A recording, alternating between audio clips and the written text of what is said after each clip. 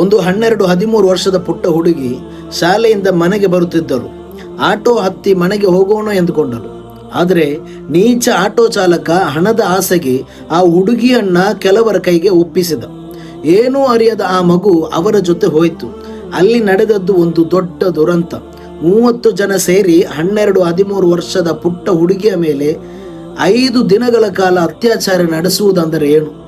ಇದನ್ನೆಲ್ಲ ಕೇಳುವಾಗ ರಕ್ತ ಕುದಿಯುತ್ತದೆ. ಏನು ಮಾಡುತ್ತಿದ್ದಾರೆ ಸರ್ಕಾರ ನಡೆಸುವವರು?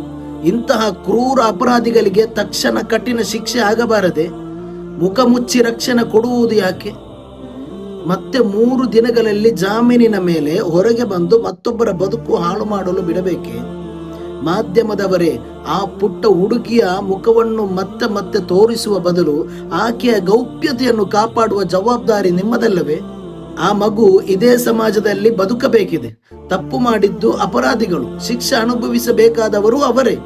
ಬಾಧಿತೆಗೆ ನ್ಯಾಯ ಸಿಗಲಿ, ಅಪರಾಧಿಗಳಿಗೆ ಕಾನೂನಿನ ಅಡಿಯಲ್ಲಿ ಅತ್ಯಂತ ಕಠಿಣ ಶಿಕ್ಷೆ ಆಗಲಿ.